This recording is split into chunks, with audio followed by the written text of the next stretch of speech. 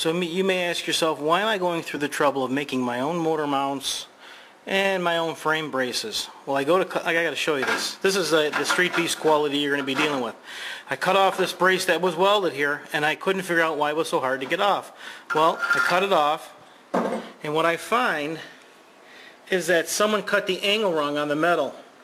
They didn't want to throw away the piece of metal, so they just welded it on the top, welded it on the bottom, and then they took a piece of sheet metal here and welded it to the face of that to cover up where they cut the metal too short or at the wrong angle. So if you look at this, here's cheap metal, not even about an 1/8 inch metal they welded in here, and then they went and they welded this on top of it. That is the worst workmanship I've ever seen coming from a manufacturer.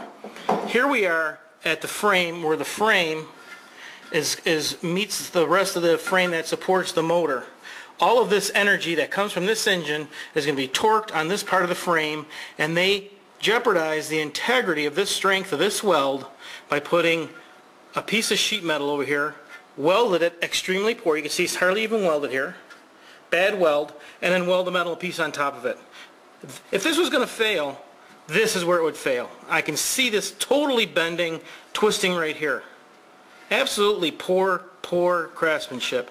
Another huge disappointment. Every time I cut a piece of metal here or do something, another disappointment from Street Beasts.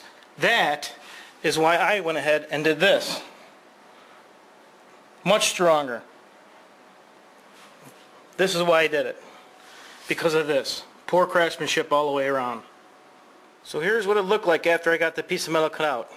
Can you believe that at the factory they cut the metal wrong, they cut this all out, and then they just put a thin piece of sheet metal over there and put that bracket on there. Ain't gonna cut it. I'm trying to get almost 600 horsepower to the ground, and you look at how close that is to the motor mount. No way. There's no way that would last. So this is why I'm doing this.